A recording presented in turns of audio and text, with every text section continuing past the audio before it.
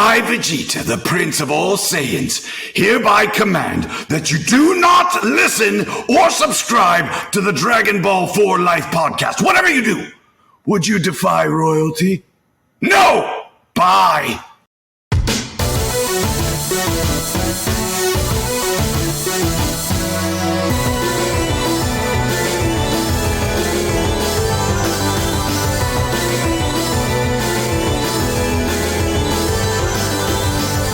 Hey guys, by the time you would have listened to this episode, you would have already enjoyed episode 100. Wasn't it grand? Wasn't it great for those of you guys who listened to it? I don't know if this is going to be 101, but one would assume that it would be. So once again, we want to thank you guys, the Lifers, for 100 great episodes. Here's to 100 more.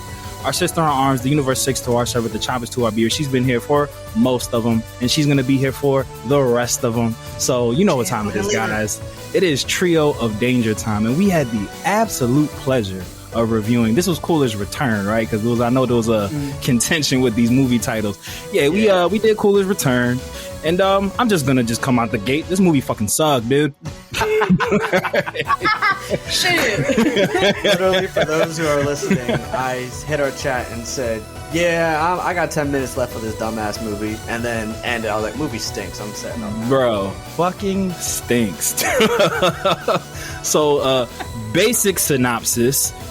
Fucking Namek ended up in the Eastern Atlantic slave trade somehow. We don't know. Leave these Namekians alone. Leave them alone. Somehow their location was found when it was Icarus, bro. I'm trying to tell you, man. I'm saying, like, you know, in the actual canon timeline after the battle with Frieza, it was supposed to be like hard to find for the longest time, but you know, wasn't that like part of the wish, like part of the parameters? Like, hey, a secret planet that no one can find. Right. Fucking Icarus, bro. It's an inside job. All roads lead to Icarus being the big bad. But yeah, the very brief synopsis, because not a lot happened in this movie. It was 45 minutes. Legit. Namek gets taken over again by a Frieza family member. No reason. Why is there a sentient fucking spaceship? Yeah, the big beta sun. Like, what is the point? And we don't even learn what the hell, like, more of the big Gete Star is, why it exists, and like how it just why Cooler was the host of it. We get nothing. But yeah, Namek gets tortured, so they send the Z Fighters out to go help, and they help. End of the film. Now let's talk about why this movie sucked. I found it hilarious that when Cooler's robot henchman was like putting in work, Krillin, Gohan, and Piccolo were having troubles. I almost threw my controller at the screen, that Piccolo's solution to beating the robot was just hit them harder. I was like, what the fuck? Like, why was that not the initial plan? Like, when you were hitting them, you weren't getting through. Oh, this metal might be strong. Let's hit a bit harder. The fact that he had to he had to call a timeout, take a knee, bring the boys into the bench and say, hey guys, I figured it out. Let's just hit them harder. I was like, a genius plan. You know, this big movie, brain holds so much knowledge. Like, I think I have a fucking plan. I think I got it, guys. Hit them a little harder, and like it worked as well. It's like, wow. I was you know, it also didn't make sense too, where he's like, concentrate your ki when you hit, and it was just. And then I was thinking when he said that, well, you know what? They didn't really use ki blasts when they were at all fighting them. Why didn't they try that out either? I don't know. These machines were just ran. They just felt like throwaway designs. Like, all right, let's just. They look like Giru. They're like Giru's big brother. Yeah, shit was stupid.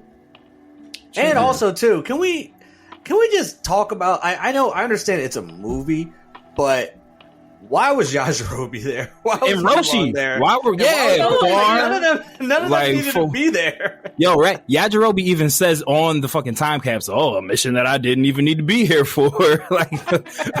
You're never invited to none of the missions. So why's this off-world trek to Namek one day Yajirobe comes and he didn't even bring no fucking sensu beans? Like, why were you there, dog? That's his only duty. That's his only fucking job, right?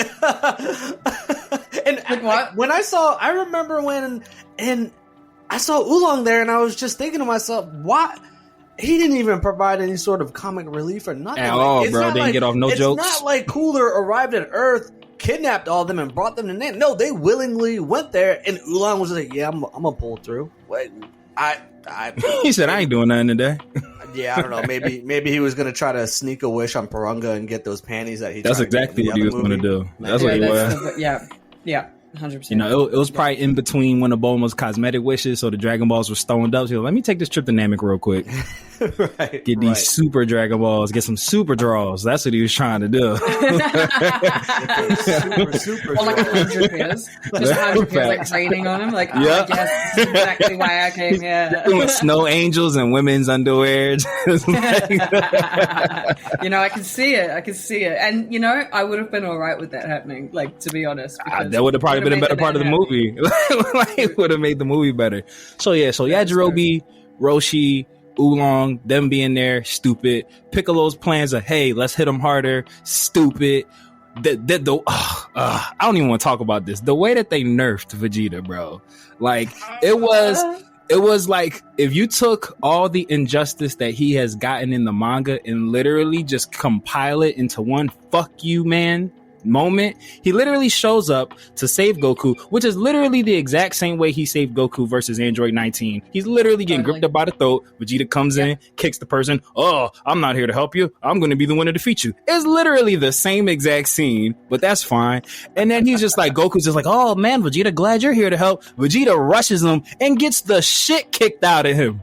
Immediately. He rushed him so hard as well. And he got yeeted away. And then just comes straight back from the like background, like just comes flying the fuck in. It's like, oh no, stop. Oh no, you're not gonna stop. Oh, okay. Oh shit. Oh, this is going terribly. Like, it's a whole emotional fucking roller coaster. So bad. His entrance wasn't so bad. Epic. It was just at so all. Random. At all. He just pops up at Namek, and even his departure at the end of the movie, he just leaves in the same pod. Where are you going? And where are you going? Where'd you get this pod from? I didn't even know we had these anymore, bro. Yeah, because if we're gonna assume that at this, if you were gonna try to somehow find a way to put this in, you can't put it in anywhere in the timeline, but you would think that at this point of it was the after series, the Android like, saga, or somewhere near there or whatever. But he's still acting like that post Namek Vegeta that still is kind of like don't tell me what to do, a rogue soldier. Where he's at power level wise and where you would think he is in the whole like timeline, which obviously like we're not even going to worry about that, but like he just leaves afterwards and just like flies off in a Saiyan pod. I still like at that point I didn't even know Saiyan pods still existed. Like, I thought the last one blew up. like I'm trying to mentally understand, because I always do this. I try and chronologically place it. I know we all do this. And it's like, obviously, this is a fucking different timeline, but it still has, you know, the same kind of like similarities. Right. It must be after, like, okay, in my head anyway, my head canon, for the lack of a better term, it must be right after he got like Super Saiyan, because he was like off world anyway when that happened. And then he must have been like coming home or some fucking bullshit. And then was like, oh, there's some stuff happening over there. You know when it could be, like fake could be? I would imagine this would have to be when it is. Obviously after the fight with 19, because Vegeta's Super Saiyan. But like when Future Trunks went back to the future, the one that gets killed by Cell and the time machine gets stolen. Remember Trunks leaves to like go tell his mom that he killed that they beat the androids. The timeline that Cell... And that's the Cell that it had to have been that, because like why wouldn't you take Future Trunks with you for this Namek mission instead of fucking Yajirobe and Roshi, unless he wasn't there to go? I'm not inviting them instead of Future Trunks. I'm like, yo, bro, you here? We putting you to work. That timeline, everyone was dead already. Right? No, I mean, when Trunks, remember Trunks leaves again. Yeah. Oh, you're talking like, about during that time frame? Yeah, during our time frame, like the right time, like the canon time frame, Trunks leaves again, and that's how that time frame Cell steals the time machine to come back to this one and turns back into the cicada one. Oh, you know? Right, the larvae in the ground. Yeah. Remember, like he like leaves for a brief time.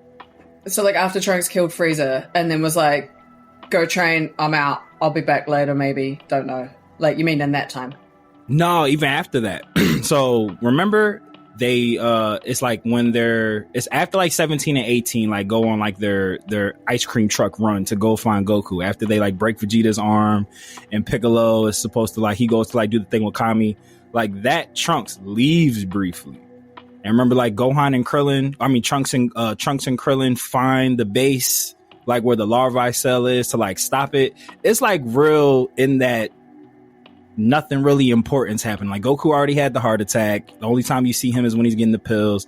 17, 18, and 16 are like driving around. That's when she's like breaking into beauty shops and stuff and everything.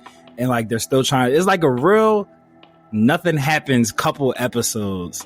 And Future Trunks leaves briefly, and that's the Trunks that gets killed.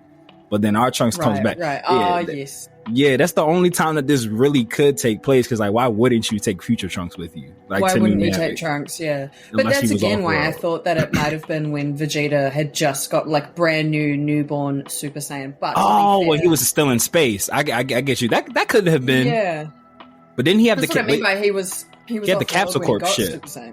Yeah, he did. He had an entire. But we know these movies it doesn't don't make sense. Gohan had a tail in the last one, so he got Flugger on his tail. And then you have to raise the question of how did he know about all this stuff happening? Yeah, like he's just driving past Namek. He was like, oh shit. Because I'm pretty sure Bulma didn't know his whereabouts until he returned to Earth finally. Because she said, she was like, yeah, I have no idea where he's at. She never knows where he's fucking at unless he's on planet Paris, and even then she's not sure. right. She's just lucky to have. She's just calling Whis and just like, oh, he there? Yeah, he there. All right, cool, bye. Yeah. I'll try contacting Whis. I'll try finding that thing and contacting Whis, but I'm not sure if he's even there. He might be somewhere. He might be on fucking Namek again, actually. Right. Because they seem to visit there a lot now. Hashtag free Namek. Leave Namek alone. And then Cooler didn't even look dope. He was just a sheened version of his fourth form, and he just pops up. A sheened version. And he's just like, "Hey, late night Cooler. I'm about to get my revenge on you, bull." And he's just like, "Okay, let's get it." And then they fight. He regenerates. Vegeta shows up. They fight. They think they win. I wouldn't even call that a fight, bro. That was an ass whooping, bro. that was a licking, man. And then how fucking lazy was the inside of the big Gete Star? It was just so bleak, boring, bland, and it looked like the base from World's Strongest. I guess that's why this movie sucked too. Yeah, and then Vegeta and Goku are just strapped up in their Super Saiyan, like just or we're gonna take all the energy from them as they're just Super Saiyans. Like I thought they couldn't, have more energy to do that, but now all of a sudden, we're gonna take all the Super Saiyan energy out. You're angry about that. You're gonna find it within you to summon up more power, and then you just got this key ball and just throw it at this manifestation of Cooler and the big Gete Star, and then movie done. Literally, I mean, like that was such a waste of time. We're not getting paid by the hour for this episode. I feel like a lot of the movie, like the way that it's played out, is lazy, and that again is the lack of a better term. But I've got to admit, I don't mind it like that because it's not too convoluted. It's not too complex. There's not too much fucking going on. It's quite easy to watch, if I'm honest, and I don't mind that. I don't mind it being easy because there's so many of them as well. I mean, obviously not when they were coming out, but like now, watching them, right? They are quite easy to watch, and you could kind of put them on in the background and just be like, "Oh yeah, they're having a fight. Oh yeah, they're doing that." Like they play like, and again, it's like a beginning, I was cleaning middle, a and little an bit end. when it was on. Yeah, I was definitely like in my phone while watching. Yeah. I will say I do agree with you that the movies are very easy, just throw it on like background noise. I don't need to like be super invested. But if you're gonna like dumb down the quality of like the script, don't shortchange us of a awesome battle royale fight. The fact that they skipped the fight when all the coolers just rushed Goku and Vegeta, what the fuck was the point, yo? Like I remember being a kid. I'm like, oh shit, it's about to go down, and then fade to black. They're tied up now. I'm like, what the? Now they're just. What was that? Like, if we're being honest, though, that would have been another absolute beating of Goku and Vegeta, because that's obviously what. No, 1000% it would have been. And it's like we've seen this enough at this point. Like we've seen Vegeta get beaten up enough in this movie. I don't know if I could have handled any more actually. So I'm not actually mad that they skipped that fight. Like we all they end slow up down in for the their car crash. We all slow down for the car crash to take a look. I wanted to see it. Like I was just like, I want to see this fight. Like maybe they'll get one. I will say, Movie Goku, another Naturalist gun belt. When he said like, "Oh, if this destroys you, it's not my fault." Like, I was like, "What?" Movie Goku gives no fucks, yo. He's like, "Yeah, if this destroys you, it's not my fault." Like, no, it quite literally is your fault. Yeah. Like you're literally, yeah. Okay, I don't know if you understand what he's found a different he's found a way to make peace with murder. Like, he's like, you know what? Right. Like, he's out here trying to be a slave driver to Namek. Speaking of slave drivers on Namek, I will say something I found very funny. Cooler came back a little bit more racist this one. Like, you know, Cooler's revenge. Cooler's revenge. He was just trying to get back for his little brother. He wasn't throwing around that monkey term as much. You know, he was just upset that his little brother got hands and feet put on him. This one, he said dirty monkey like 6 times. Called him what he called him, filthy Namekians. Like, I was like, oh, he's upset. Like, they shot him into that sun and his racist gene kicked in. He was like, is fucking wild. he said, now I see why Frieza be treating y'all like this. Like, you ungrateful sons of bitches. my man wasn't Cooler. He was Christopher Cooler. Christopher Cooler, name of this episode. He really just tried to show up and just, man, that was... Yeah, like you said his Cooler had the hard ER, Trav. That's what you saying? Yeah. Like when he says Namekians, he goes Namek. Yeah. I was like, whoa, brother, watch your mouth. Whoa. There, they said this is a progressive planet, bro. Like, relax. We don't use that word here. had them handcuffed. They were like passing out. Out. Bro. Had them in the chain gang line. Like, my man's he came back a little bit more racist than what I remember in the first movie. Right.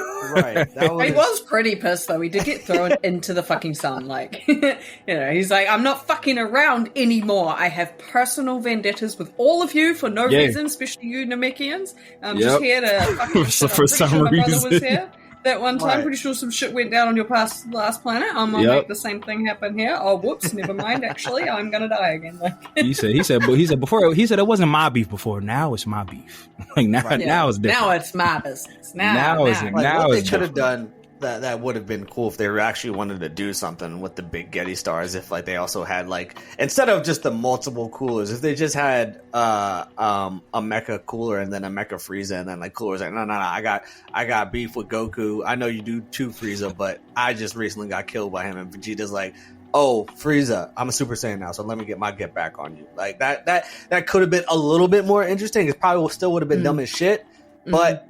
You know, you could have went that route, but instead they just have this giant metal gumball that just, you know, turned into an octopus that just collapsed on Namek. Word. And then, you know, and also too, it was just on Namek. Like Namek was totally fine. It wasn't draining it of any of its resources. Right, it was just sitting there. Sitting there. And then like when they captured everybody, they were like, oh, we're going to take your energy to feed the big Gete Star. And I'm like, what? Like, what? This is just, I don't know. What is, like, this was such a lazy piece of writing where I'm just thinking, like, I appreciate that it would, like, these movies are so quick, but at the same time, I'm like, man, this is a whole lot of nothing. There's a whole lot of nothing that happened. Whole lot of nothing. I think if the battles were a little more, like, I don't know, like, had a bit more juice behind them. Yeah. If there was more, you know, like, I don't know, even in like the Majin Buu saga, even though they get mostly fucked up, it's still dicey battles. Do you know what I mean? Like, Majin Vegeta versus Majin Buu, like, yeah, sure, Vegeta got, like, minced, but at least for a little while, he was, you know, throwing... He was getting some hits. Yeah. And then, like, you know, blew himself up kind of thing, blah, blah, blah. And, like, I don't know, it just had, like, big impact because things kind of happened, whereas in these battles, not really much happened. I think, like, the best part of the whole actual sort of, like, battle part or the middle part was Vegeta saving Goku because... Right. We gotta admit, like, you know, watching that for the first time, seeing Goku being strangled like that, and obviously, I like the part where Cooler kind of like pumps some more, you know, freezer type blood into his forearm and then through his fingers and squeezes Goku's neck. Yeah, that was. And you're like, oh shit, okay, Goku straight up is about to die. And then Vegeta comes in. For that, do you guys remember in that specific part, the original one, it had that in there, and then when he squeezes his neck even harder, like Goku has this like blood curdling scream, but then in a later version they just omitted that part completely, at least in the English dub. Yeah, I remember as a kid, I do remember that too. The first when it first came out, like seeing him like squeeze his neck and then squeezing it even harder, and then hear Goku scream in a way that I've never heard that type of pain, and I was like, oh wow. Damn! They went, and then like I watched it a later time, and I was just like, "Wait, did I miss it?" He said, "Snatchies." We'll take that out of here. Yeah. So I was just kind of, but yeah, no, that part was cool. I did like the shot of when Goku and Vegeta charge at Cooler together as Super Saiyans, and then and then attack them. They became like an intertwined key beam type thing. That was cool. That was a cool attack. I wish there was like some video game that like utilized that attack, because that was a Dragon Ball sparkling water. Maybe. Sparkling water could be it. I will say one thing that I do like from this movie, and I know it's canon, so I don't know if it's a real move, but like that atom bomb explosion that Piccolo did, I thought that shit was dope. I was like, why don't he use that in real life when the robots had them all chained up and was like shooting them with the machine guns, and then he just did the explosion and then like created the Grand Canyon on Namek and was just like, oops, didn't mean to put that much into it. Like, yeah, we had never seen him do that. Never seen him do it again. And even in the movies, I thought that was a really cool attack. Or stretching his we've seen him stretch his arms, but to then like stretch him into the ground. And it came up on there. Yeah, oh, yeah. I feel like he often forgets he can do that too. He has a lot of abilities he forgets he can do. Mm-hmm. Yeah. But that atom bomb explosion was dope. Why Krillin didn't try to do a Destructo disc to cut through these robots? That's something that's another. And then didn't Vegeta kind of throw one too at the end of the move? Wasn't that like kind of a Destructo disc? That a little bit. That cooler. A little bit. Yeah. I liked Vegeta's like finger shot beams that he was doing too. Don't remember ever seeing him do that. Matter of fact, only ever seen him do that when he had blew up the one planet, like his original introduction when he had like the crazy colors. He did the finger beam blast. Crazy colors. Yeah. We're not sure because this has only been in black and white before colors. Exactly. Yeah, when Vegeta's Frieza armor was like orange sherbet and shit. Nah, it was fucking mushroom trip. That's what that was. And he had hair, like dark brown hair. Yeah. I thought I find interesting. Actually, I thought that was really cool that they made that like a playable skin when Dragon Ball Fighters came out. That was like one of the skins you could pick for Vegeta. Oh, really? That was like an alternative color. Yeah. That was a cool touch. I find it interesting that, Vegeta says that all Saiyans have black hair. Vegeta's hair is not black. It's like literally dark brown all the time. Like you can always see, they always put that kind of like, especially if it's really sunny, they put that like, kind of tan sheen on it. And it's like, are you all right? Even Vegeta's hair. King Vegeta's hair was like brown. Like, Vegeta, King Vegeta's hair definitely wasn't pitch black at all. Like not at all. That is funny. It really was not. And even Broly's dad, what's his name? Paragus. Isn't his hair Paragus? Yeah, gray hair. Yeah, like never seen a Saiyan go gray other than him. I understand half Saiyans, like Trunks and that kind of shit, but like full Saiyans, like, come on, can we have some fucking continuity here, guys? Too much. Yeah. I'm asking too much. I realize. And then when Dragon Ball Kai came out, his hair was like brown. Like it wasn't even like a certain light. Like it was like no, it's just he just has brown hair. Block color. We're not even hiding this. Yeah, we don't give a fuck no more. Brown hair. Man, they changed the same. They changed the Saiyan lore as need be. Just make it fit. Just make it whatever fit, guys. Fits. Yeah. Trying to think what else in this movie was hilariously bad. They didn't go camping, but they started off with a picnic. Like it was camping to Jace every time. All these movies have a trend going on here.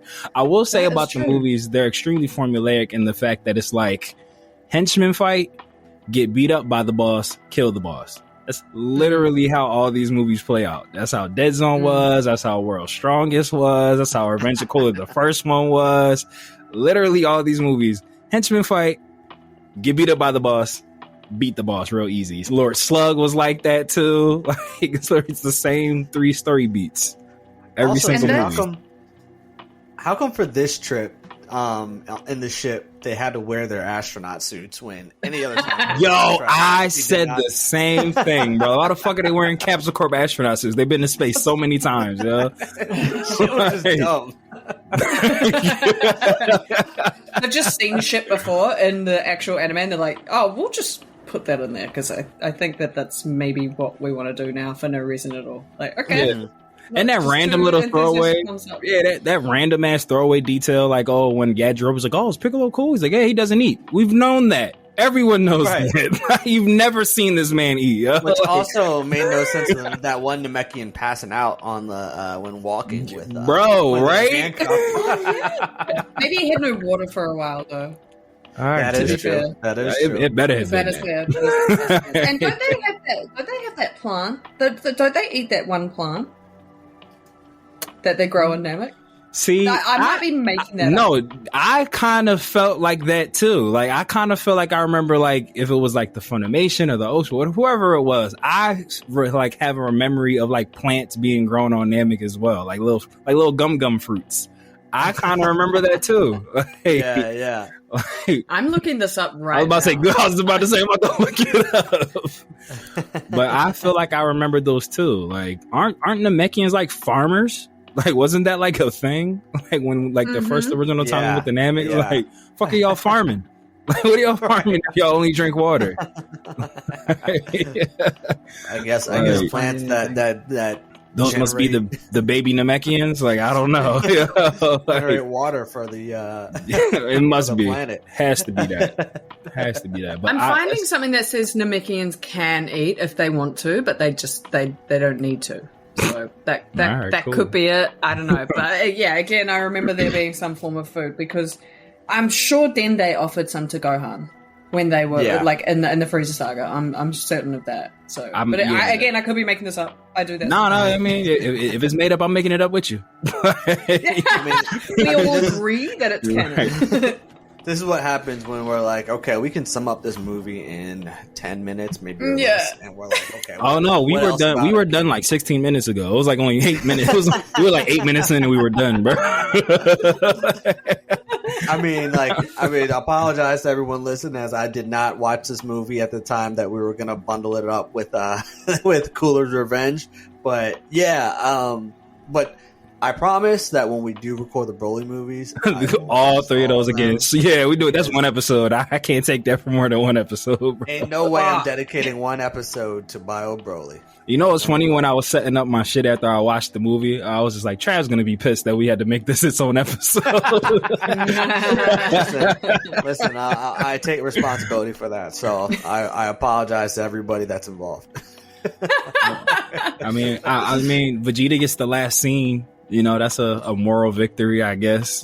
When he's holding the little chip, and then I don't know what effect that they were trying to give us when he had the little microchip. Yeah, like he was gonna keep it. Yeah, destroyed it and then flew away. I didn't know what they were trying to what angle they were going with that. I was just kind of like, it seemed like a Terminator type thing, you know, when they had the chip in Terminator 2. It seemed like and then it's kind of like, you know, it's a sibling of Frieza, and that's he's like, you know what, this is how I get my give back on this family. You know what?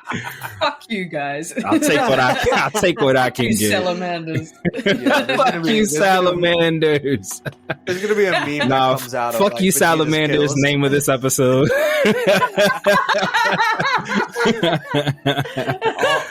all I'm saying is Becks, just prepare for some meme that's going to come out. And obviously, it's going to come out after I say this because people will be listening and watching. Don't give us credit. But there's going to be a meme that comes out of Vegeta's kills, and then one of them is going to be his hand with holding that microchip, and as a troll to Vegeta, it's going to be, oh, this is one of Vegeta's kills. And then one of his mini victories. Speaking of social media, you know, I looked at your story, and I guess the new diss is calling you a disabled woman. Like, what is Well, who do we have to go after, Becks? I was about to say, you know, Instagram beef is. I live for this shit. What we doing? Well, I'm not even sure who the fuck that was, to be honest. Not one of my followers, because my followers are all very, very awesome. But great people. That great particular people. Man very great people. Called me disabled because I wrote SSJ2, and he goes, "It's SS2 disabled woman." I'm like, how do I? Who's going to tell him? Yeah, right. Should I tell him? So you never heard of Super Saiyan? Okay, that's okay. Yeah, just say that you don't know. Just say it. Like, we don't need to go through this whole thing. Okay, like I was about to say, clearly he doesn't pay attention to like what you do for a living. Yeah, I don't want to pull the like, do you know who I am card? Come on, man. Like, couldn't even spell disabled right in his comments. I think he actually, because he did spell it with a Y. I think that he may have done that to avoid the Instagram gods, because the blowback. Okay, so he couldn't even stand on his own words because he was afraid. So why even say it? So, yeah. Yeah, right. How you being a bitch with your bigotry, bro? He must have watched The Return of Cooler and took some notes about how Cooler approached his bigotry. That's what it was. That's what it was. Very cowardly. Yeah. It's alright. It's all part of the game. It's all part of the social media game. I think it's pretty funny sometimes. Yeah. Oh yeah. I mean, you gotta laugh it off. Ain't nothing to that. So I know that last episode we said we want to briefly touch on sparkling water, but before we do, Matt, I think you should ask us about the ratings for this movie, because I think the listeners are going to be like very surprised with what our 7-star Dragon Ball rating is going to be. So all right, guys, on a scale, not even on a scale of 1 to 7, on a scale of none to 7 Dragon Balls, what are you giving this movie, guys? Trav, you go first. A 1. A 1. I'll be generous too. Oh my god, that's brutal. Didn't we even give like the previous shit ones a better rating than that? I think we did. Probably. Yeah, I hated this movie. I think you know what it is though? I think it's because I liked this movie as a kid, and then like when I rewatched it, severely disappointed. I was so disappointed to the fact where I'm just kind of like, there's so much about this movie that just doesn't make sense. Mm-hmm. And I think, and I'm sure if you ask me next week after, because I'm literally freshly coming off watch. I watched it right before this recording, so I'm sure I'd bump up the rating to probably something better than what we've ranked like some of the previous movies pretty low. But yeah, as of now, felt like a 2 to me. Okay. Oh, you bumped it up to a 2?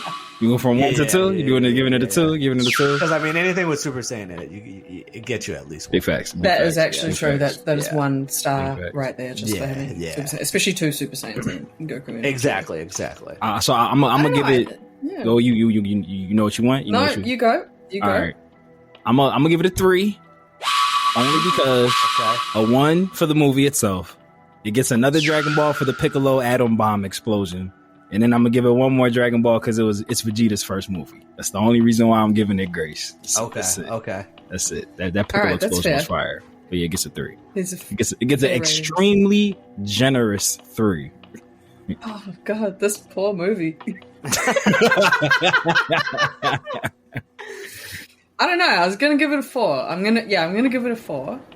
We stand with you, Queen. We stand with you, Queen. Keep it positive for us. We'll be the curmudgeons. Things that I liked about it. I liked the simplicity, as I mentioned before, because I do quite like that. That's why I like, the Dragon Ball Super Broly movie and things like that. Mm-hmm. I liked the fact that it was Vegeta's first movie. I think there's never going to be any gray area around that. You just liked it because Vegeta's in it. Yeah, no fucking shit. Duh. Yeah. Honestly. Look at her screaming. Duh. Your point is, right. Yeah, and also, like you guys said, the fact that Super Saiyan was in it. And I must admit, I liked the fact that it was a rehash to a degree of Namek. I quite like Namek as an aesthetic.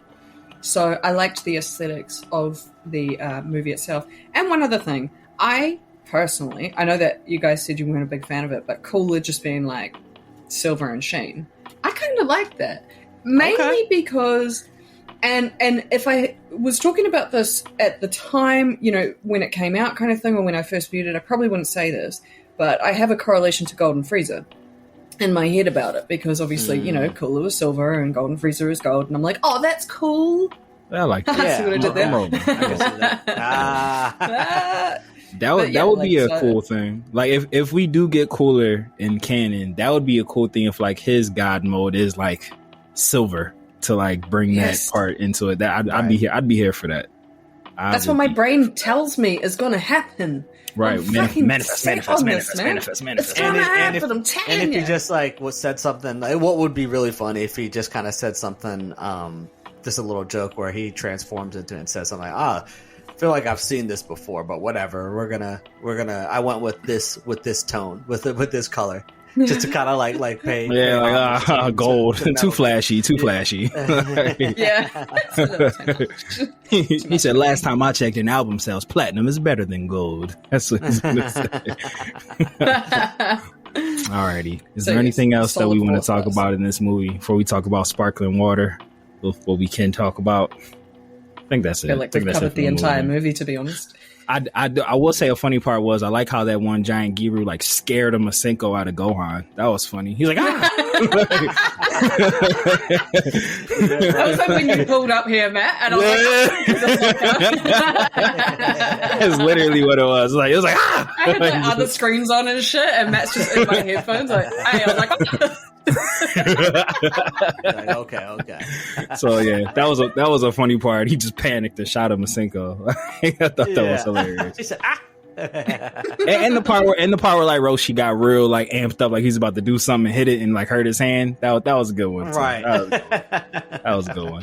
All right, that's but other than that, right, other than that, I got nothing good to say about that film.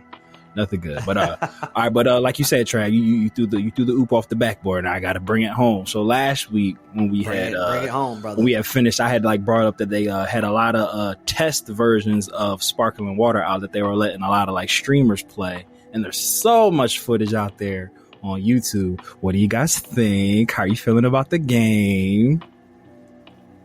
I feel bad because I haven't watched it.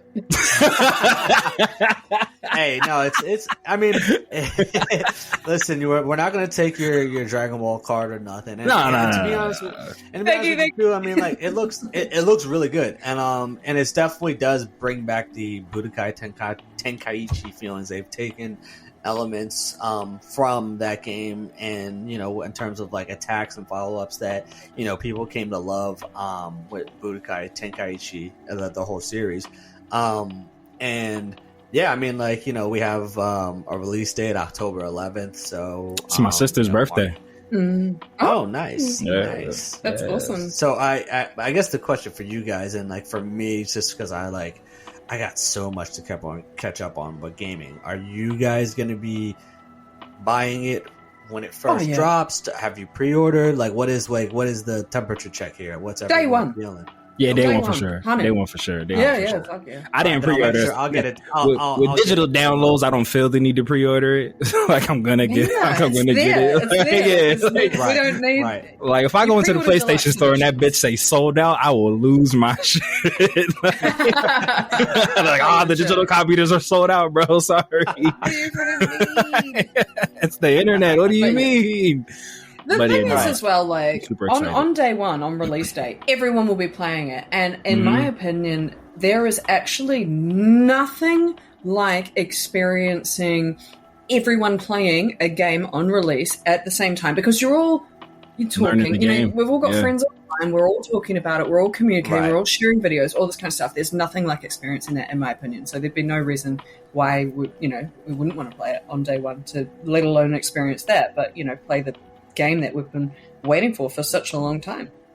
Yeah, and for pride reasons, once gamers like Becks get a hold of it and get really good at it in like 3 days, then I'm just getting my ass whooped all over online. So I need that day one release so I can get some wins under my belt. right. Once the pros start stringing combos together, I'm done, bro. Like, I'm cooked. I'm wrapped. I got nothing. I got nothing. That's where I just go to play. I just go to play solo, just against a computer. Hell yeah, Trav. It's so funny because it's like my competitive gaming has gone so far out the window, only because like I just don't have as much time to competitively game. But like I know that like the moment that I go up against somebody and they're just more supremely nicer than me, I'm like, yeah, I'm just go home, hang up the jersey in the rafters, baby. That's what I'm saying. I'm gonna hit a pre-roll or something. Maybe I'll go fight through the Saiyan saga. I'll go into some super. Play it on my own leisure. And just kind of relive that stuff. But because I mean, you go up against some people, and I'm just kind of like, where the fuck are you getting these combos from? Like what? Like, and that's when you start really thinking things, and like you start like feeling like, and I'm like, man, you can go outside, man. What the fuck, man? Like, you just stay. You fucking touch grass. Yeah, you just stay inside, man. Because you know what happens, Trash. Like you go online, like I said, like that first couple weeks, you keeping up with the Joneses, you got some wins, you feeling good. Then you get hit with a crazy combo that you don't know how they did, and then you'll go to like the training ground and practice it, and you can't get it, and you quit. You're like, nope, I'm done. And especially too when Budokai Tenkaichi was out, I was nice at it. Bro, what? So when you were once good at it, but you know that you're not going to put in, at least for me, I know I'm not going to put in the same amount of time to, like, for me, all I want to do is play it, beat the game, play all the different what if scenarios, because they are adding a bunch of cool what if scenarios as well. Unlock all the characters so I can, play with my favorite ones, play different scenarios, and like just have fun. Which leads me to my question for you guys. What is the one character that you are most excited to play as? Vegeta. Hope is yeah, I mean, there's no one else that I would immediately go to other than Vegeta. Like anyone else, I would have to kind of circle the roster and be like, who do I want? Like, as my like secondary, my side hoe. Who else? Like Broly's visuals like intrigue me, but I don't really like playing with brute characters just because they're like too slow. Yeah, it's like too slow and hulking. Dispo will probably be super fun to play as. Yeah, that's why I was gonna say Oob, because in Budokai Tenkaichi 3 I used to always play as Oob, and then like Maju because he was fast as hell, and like he was just so fast, and I used to just speed around that John with him and just would cook. And I liked him in Goku's Blue Gi, and I liked that once again. GT had some cool concepts but poor execution. But I liked Maju, like that concept of him like merging with Majin, fusing with Majin Buu, and the Aladdin vest was a bit racist, but like, outside of that.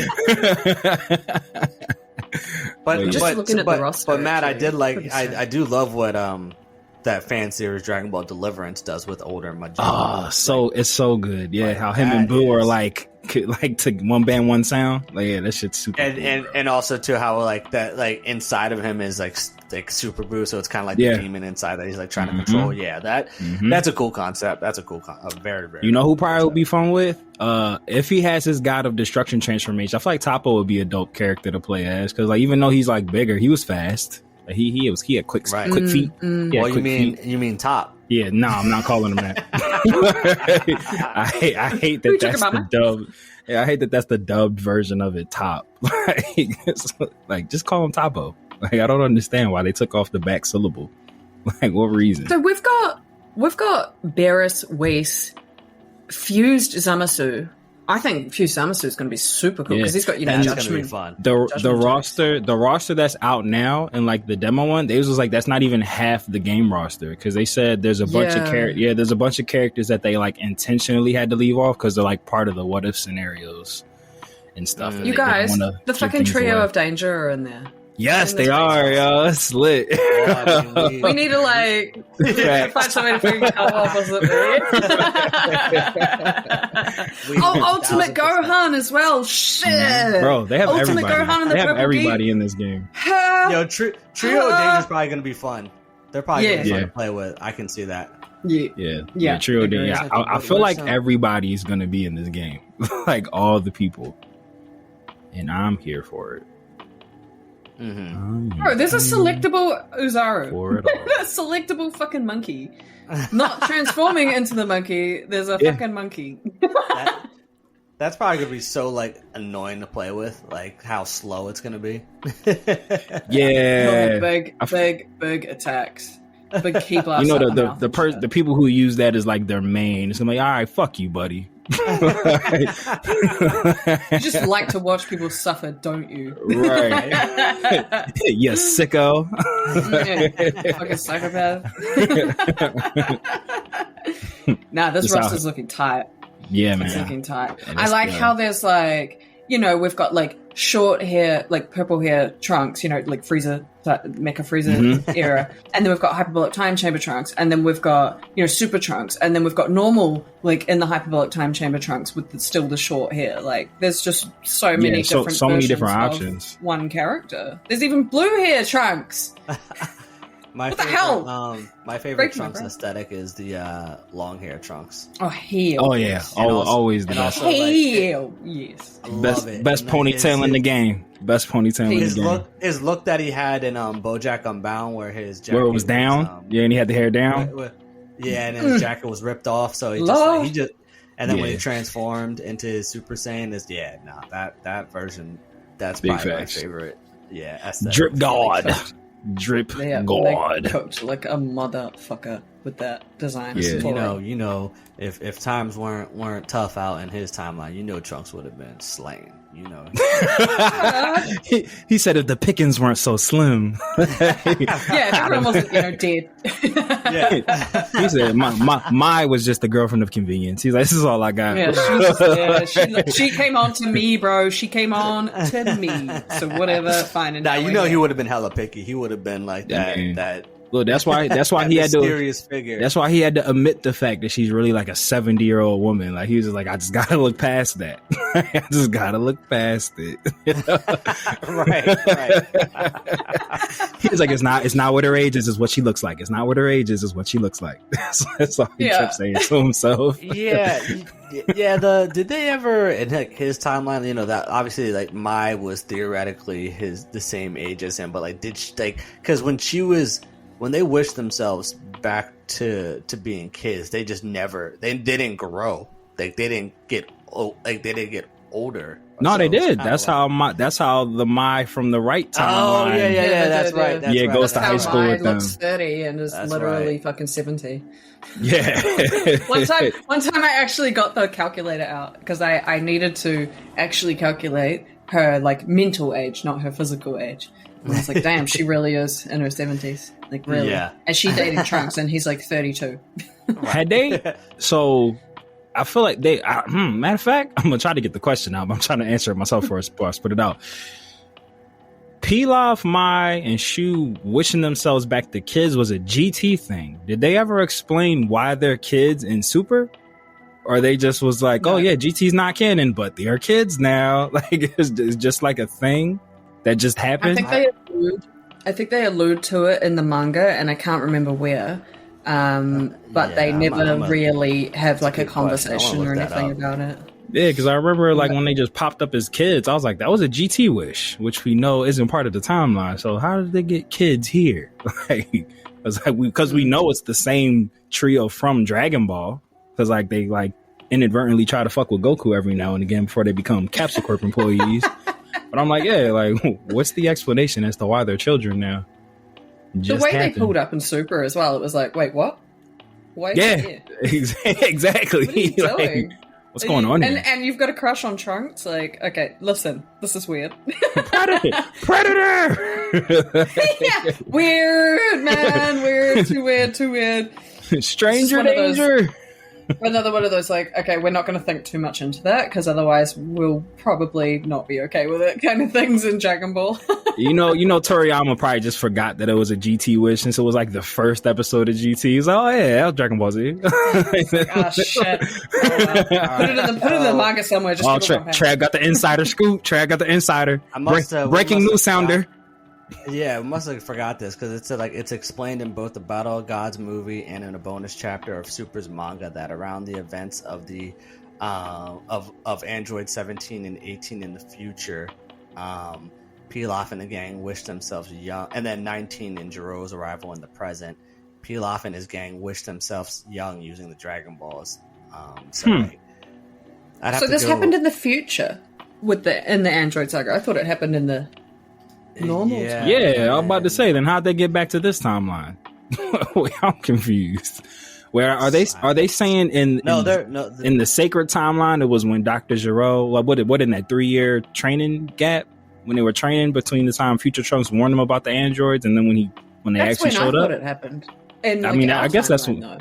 Yeah, I guess that would have been a good time for it to happen. Literally existing with no, we are. It's ours. I mean, it only says that they in the Dragon Ball manga and the Super manga it has them do it 3 years before the androids arrive, but yeah, I mean, it's not really clear. I mean, they have it say in the future timeline, but then like it doesn't really explain how that happened. Oh yeah, it would have had to happen in the future timeline too, because that's how Future Trunks would have dated that Mai as well. Yeah. So, I mean, so I guess they did that in the present timeline too, but I mean, all right. Well, theoretically and quote unquote technically, things have to happen concurrently. Wait.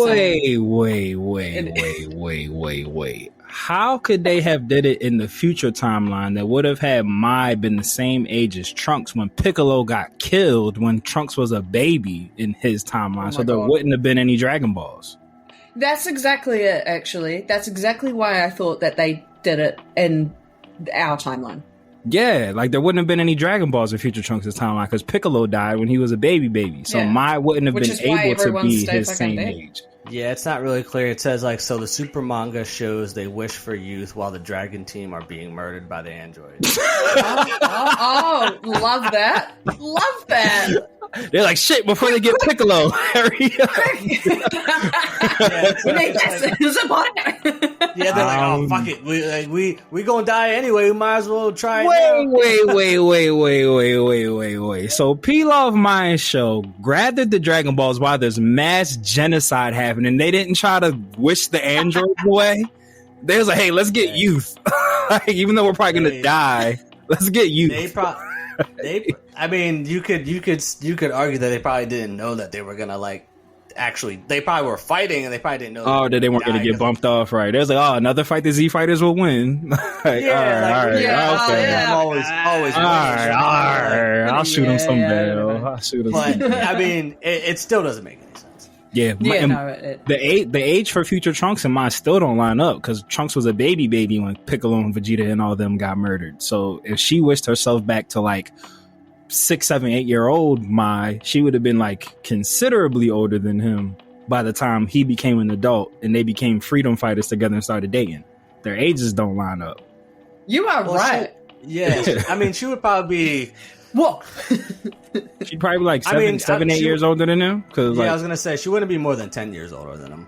But I mean, I feel like it's inferred and or left to our belief that they're the same age, like how they are in. Oh no, they're the same age, but like in terms of like where she's like physically, you could probably say she's probably like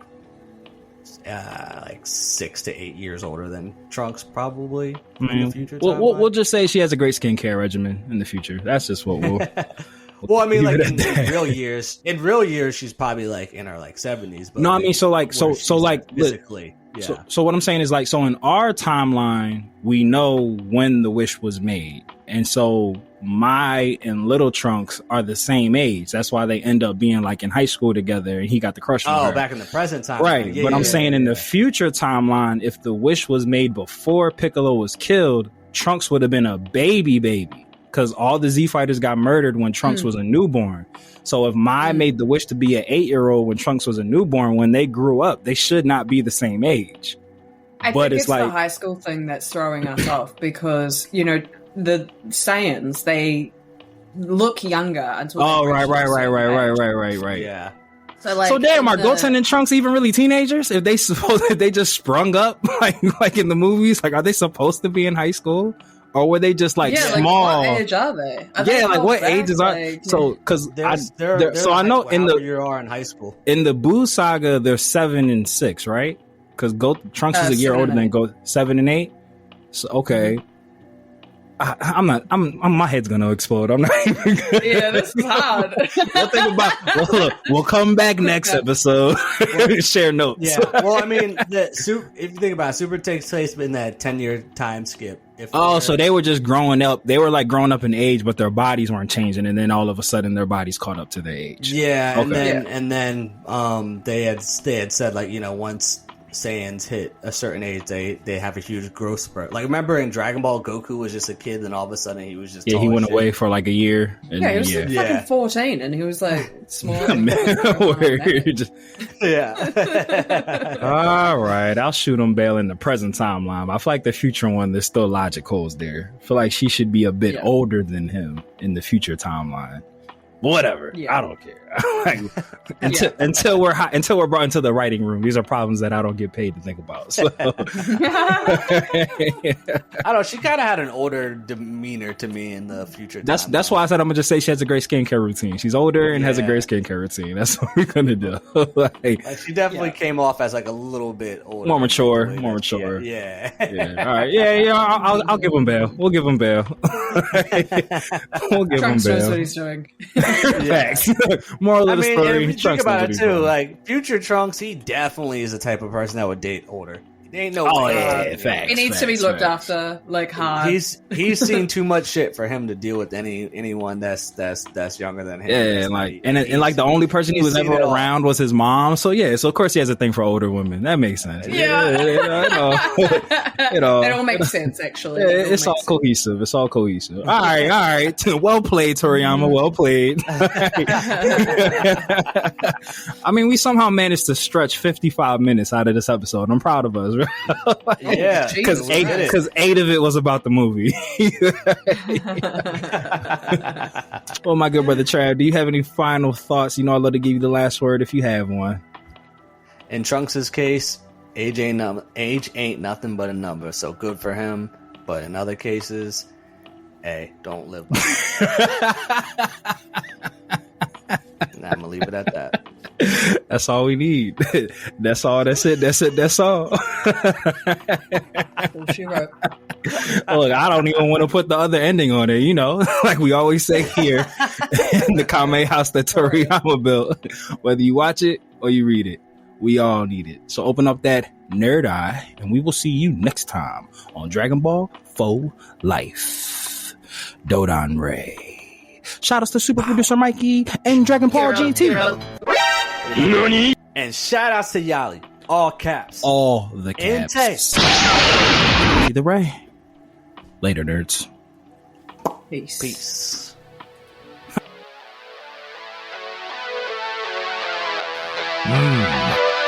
Mortals, listen up. It's your god of destruction, Beerus here.